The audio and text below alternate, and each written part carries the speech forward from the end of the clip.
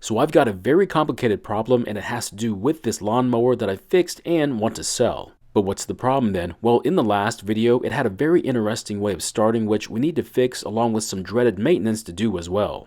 Otherwise, if I can't get this engine to start and run like it should, I doubt anyone's going to buy it. Although I do need a good lightweight cut-in mower, I'd rather just take the money instead.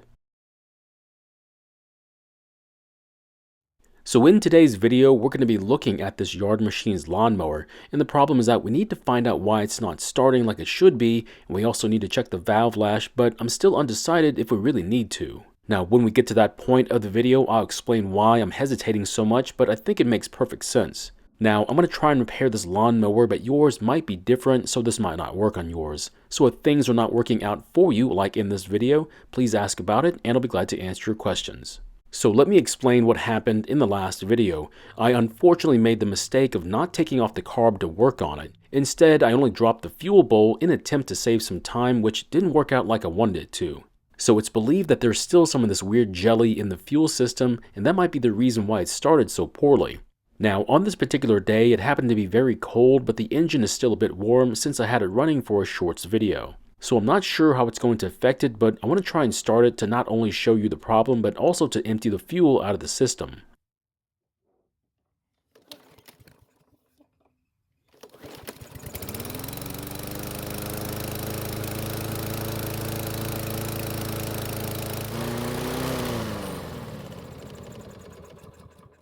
So it didn't run very long before it ran out of gas, and I do apologize that I didn't get more shots of it running before it stopped. But the strange part was that it didn't do the slow start like it did the last time. That means the problem has either fixed itself, which is rather doubtful, or the problem is hard to predict. Now before we take the valve cover off the engine, I'm going to tilt the mower back for about a minute to allow all the oil remaining in the valve cover to make its way back to the engine. This will help to keep from making a huge mess when we take the valve cover off, but you don't need to do this. Now while the mower is standing straight up, I'm also going to take off the recoil, which will make rotating the engine a lot easier than using the pull rope. Now with the recoil off the engine, we're able to get a better look at the top of the carb and all the levers that control it. Now the arm that I'm moving is for the choke flap, which uses a spring to help keep it closed. That means this metal linkage is from the governor and is used to control the throttle valve at the back of the carb. Now once the throttle valve starts to close to control the engine speed, it's also interlinked to the choke lever and bypasses it. It does this by moving the lever outward, which will then open the choke flap and reduce the amount of fuel getting to the engine. Now this lever here is connected to the thermostat, which will bypass the choke when the engine is hot, but something's not right. Now it looks like someone's been in here and worked on this carb and didn't put the lever back in the right location. Now to show you what I'm talking about, I'm going to take off the air box to give you a better look at what's happening with the choke system. So here's a better view of the choke flap working when the governor is trying to regulate the engine speed. When I push on the throttle lever, you can see the gold color plate move to allow more air to get into the carb and engine. Now this lever that I'm moving is supposed to interact with the choke lever as well to do the very same thing. But as you can see, when I push on the linkage, it's not doing anything to the choke system. Now this problem won't affect the carb because of the way the governor bypasses the choke, but it will affect it when trying to start a hot engine. So here's a better look at the thermostat, and as you can see, it's attached to the muffler. And as the muffler gets hotter, the thermostat's arm will rotate and push on the linkage, which will then bypass the choke. But as you can tell, that's not happening here, and the reason why is because the arm the linkage is attached to is in the wrong location. Now to fix this, all we have to do is pry the pivot of the arm free from its post and then move the lever for the choke so that the bypass arm is behind it. Now this is one of the most common mistakes made when trying to reinstall the bypass lever, so please be careful when reinstalling it. And the worst part is that you won't realize the problem and you might end up selling the mower to someone else and it then becomes their problem to fix. That's the reason why you need to do long-term testing with your mowers, otherwise you're not going to get a lot of return customers. Of course, there are those out there that don't care about returning customers, only that new customers keep showing up, but to each their own. Next, we're going to do what I was hesitating on, which is to take off the valve cover and inspect the clearance between the rocker arm and the top of the valve. Now, you might be asking why am I so hesitant on doing this part of the repair. The answer is there are no signs that we even need to do it, but as part of good maintenance, it's due for an inspection. The other issue is that since this will probably be the first time the valve cover has ever been off the engine, there's a very good chance that it could get damaged and will start to leak after reinstallation. So if that happens and you don't check on the oil frequently, one day the oil will be too low and the engine will suffer a catastrophic failure. So sometimes it's best not to take off the valve cover unless you really need to. So as you just saw, the gasket for the valve cover was kind of stuck at the bottom, and if I wasn't careful, I would have damaged it and then we'd have to replace it. So to inspect the clearances, I'm going to rotate the engine so that one of the arms is all the way down, leaving the other arm to be loose. We'll then check the clearance on the arm that's loose and swap places when we're done with that one. Next, I'm going to find my 5 thousandths feeler gauge and then carefully slide it in between the rocker arm and the top of the valve. Now it should just barely fit in the clearance, but it should also not be loose either. Now the interesting part is that it does fit, but it's a bit tight, meaning the clearance here is a bit smaller than my feeler gauge. Next, I'm going to choose the lower tolerance value for the clearance, which is 3 thousandths of an inch, and see how it fits, and come to find out, it fits perfectly. Now, even though the clearance comes in right at the lower tolerance value, I'm perfectly fine with leaving it that way. Next, we'll rotate the engine and do the same process as before on the other arm, and hopefully we get a good result like the last one. So this time, I'm going to start with the lower tolerance value on the off chance that the clearance might be the same as the other one. Unfortunately, it was much too loose, so I'll try the middle value of 5 thousandths again and see how it does instead. But this time, however, it fit perfectly, and that means for the first time in a very long time, it turns out this engine's valve clearances were in specification and don't need any adjustments. Now before we move away from this area, I'm going to take out the spark plug and examine it for any issues and then measure its air gap.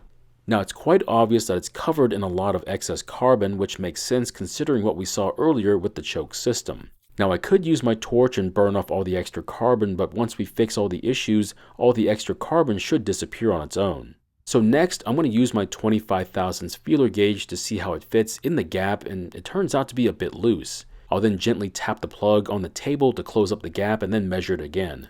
Now 25 thousandths of an inch is the value that I like to use, but you're welcome to use whatever value you think it should be. Now that we know the valve clearances are good, we can start to put the valve cover back on and hope that the gasket isn't too badly damaged.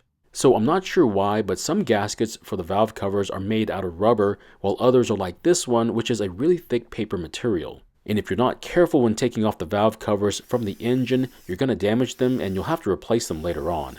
Now fortunately they're not that expensive, but every single dollar you have to spend really cuts into the profits. Also, when installing the air filter base back on the carb, don't forget to connect the emissions hose to the port on the back. So on this particular style, if you do forget, the port in the back will allow unfiltered air to make it past the air filter. And if the engine is ran like this for a long time, the engine will slowly wear out from all the dirt coming in from that port. So while the recoil is off the engine, now would be a good time to inspect its operation and if needed, do any sort of repairs or cleaning. This one is working well, however, because of its age, I'd recommend adding a lubricant to the spring. Now if yours is really bad, you might have to clean the spring first with some brake cleaner and then let it dry out before adding some lube to it. After lubricating the spring, be sure to work the recoil several times, allowing it to work its way into the spring. Once you're satisfied with how it works, replace the recoil and all its fasteners, reattach the rope to its guide, and then we're finally going to try and start it. Now hopefully all that weird jelly that was in the carb the last time is all gone, and we won't have a repeat of the same situation. Now if need be, I don't have a problem replacing this carb and then keeping the old one so I can do a full cleaning on it later on. Now I didn't show it, but I also did a second cleaning on the fuel tank just to be on the safe side. I also want to mention that when pouring fuel into your tank and the can is close to empty, if there's any water or debris in it, this would be the time it would make its way into your fuel tank. So just be very cautious of the last couple of ounces in your fuel can. Lastly, I also want to show you just how cool the air temperature and the engine is, that way we can be sure it's going to be a cold start.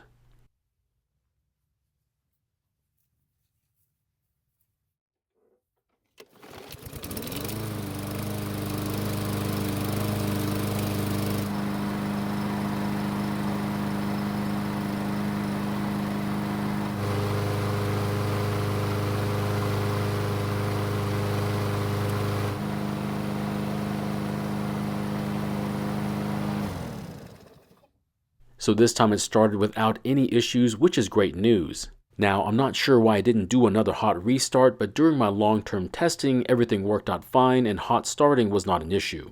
I also want to add that this style of recoil has a nasty tendency to partially work if the handlebars are too loose. This will cause it to try and make contact with the starter cup, causing a chattering noise. So if this happens, one of two things will occur. The first being that the chattering noise will eventually go away by itself, but that's because the parts that are causing the noise will wear away. The other possibility is that the plastic pieces break off and the recoil won't work anymore. The fix is to take the recoil mechanism apart for a full servicing, which can be really tricky.